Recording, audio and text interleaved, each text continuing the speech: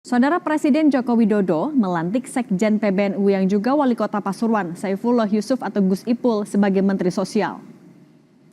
Gus Ipul menggantikan Tri Risma hari ini, politisi PDI Perjuangan yang mundur dari jabatannya karena maju pemilihan Gubernur Jawa Timur. Usai dilantik menjadi Mensos, Gus Ipul mundur sebagai Wali Kota Pasuruan.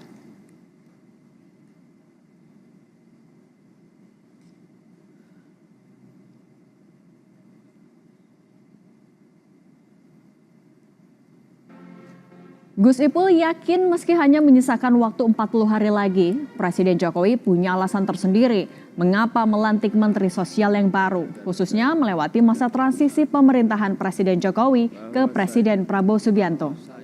Dalam menjalankan tugas jabatan, coba membantu ya dari waktu yang tersisa apa yang ada sesuai arahan Presiden.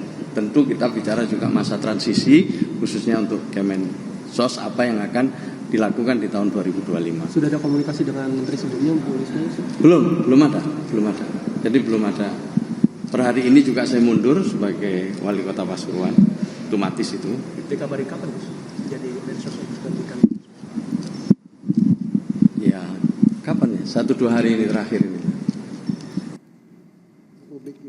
Selain Menteri Sosial, Presiden juga melantik Irjen Edi Hartono menjadi Kepala Badan Nasional Penanggulangan Terorisme atau BNPT, menggantikan Komjen Muhammad Riko Amelza Daniel yang memasuki masa purna jabatan. Presiden Jokowi melantik Sekjen PBNU sebagai Menteri Sosial. Kenapa Presiden memilih Gus Ipul menggantikan Tri Risma hari ini sebagai Mensos, bukan dari kalangan parpol atau profesional? Kita berbincang bersama Direktur Eksekutif Indo Strategik Mas Ahmad Hoirul Umam. Mas Umam, selamat sore. Selamat sore Mbak Cindy. Mas Umam, ini kan sisa 40 hari lagi tapi Presiden Jokowi melantik Gus Ipul. Kalau Anda mencermatinya sebenarnya memang ada PR Mensos yang harus dikerjakan tidak bisa sama PLT atau justru ada kepentingan? Ya, kalau bicara tentang konteks kinerja dan juga kebutuhan teknokrasi, saya pikir tidak ada hal yang mendesak. Tetapi di dalam konteks kalkulasi politik, maka pengangkatan dari Gus Ipul yang notabene saat ini adalah Sekjen dari PBNU, maka menjadi sebuah representasi dari apa yang menjadi proposal politik dari PBNU itu sendiri. Dan di saat yang sama pengangkatan dari Gus Ipul sebagai Menteri Sosial ini setidaknya juga menggambarkan makro atau atmosfer politik secara general di dalam pola relasi antara PKB dan juga PBNU yang sedang konfliktual. Nah, situasi ini juga berbarengan dengan memanasnya situasi antara relasi kedua institusi tersebut, dan kita tahu Gus Ipul adalah salah satu tokoh yang cukup menjadi garda terdepan dalam pengkritik terhadap Caimin. Nah, di saat yang sama kalau misal kita cermati terjadi juga dinamika terkait dengan pemeriksaan Menteri Desa dan juga daerah tertinggal yang juga menjadi indikator bagi adanya dinamika dalam konteks politik dalam pola relasi antara NU dan PKB.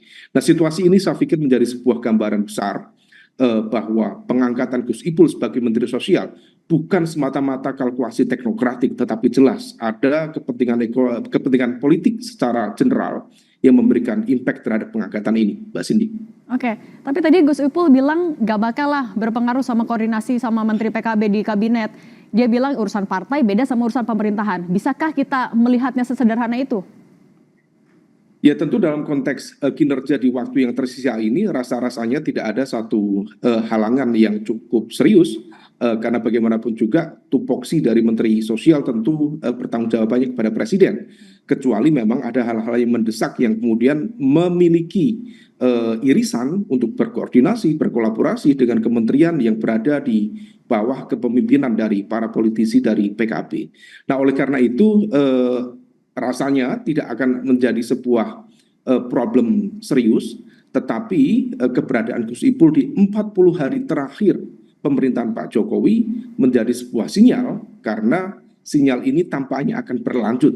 Dan menurut informasi spekulatif, pos dari Menteri Sosial ini juga menjadi proposal dari PBNU sendiri, yang menurut informasi yang beredar, PBNU berharap ada 2 pos kementerian, salah satunya adalah Menteri Sosial dan yang kedua adalah Menteri Agama.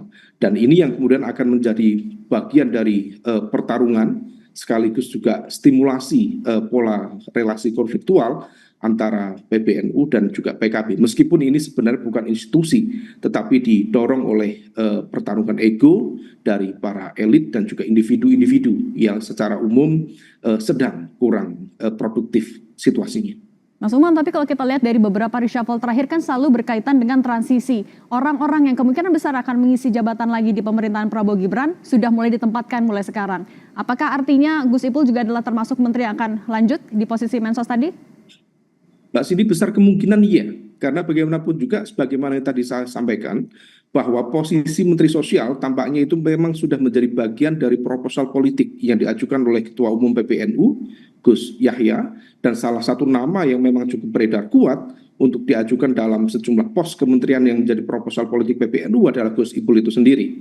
Tentu ada kalkulasi yang agak personal ya, terkait dengan konteks background, kemudian pengalaman, termasuk juga hal-hal yang sifatnya agak praktis terkait dengan keberpihakan, terkait dengan konteks politik internal di dalam NU itu sendiri.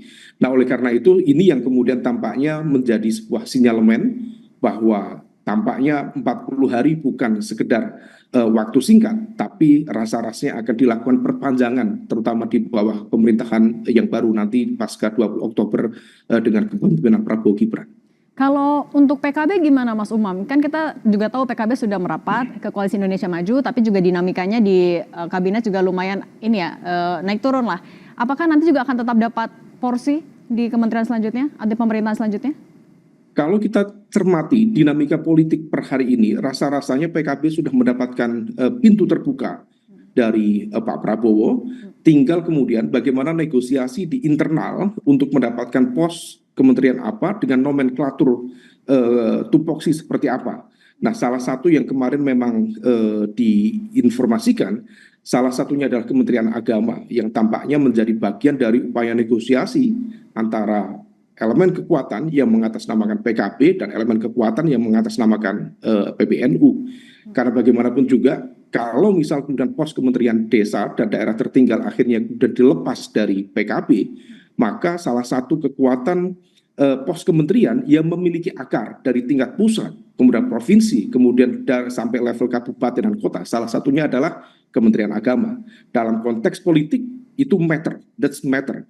Bahkan dalam konteks pola relasi konfliktual di antara PKB dan juga PBNU itu juga akan berpengaruh signifikan karena kepengurusan di PCNU, di PWNU seringkali juga memiliki irisan dengan mereka yang berada di Kementerian Agama di level provinsi dan juga kabupaten kota. Nah, ini yang tampaknya menjadi pola dinamika yang akan menentukan bagaimana pola relasi kedua institusi ke depan. Bagaimanapun juga ini adalah keluarga besar Nahdlatul Ulama. Secara jamaah dan secara jam'iyah sebenarnya ini adalah keluarga.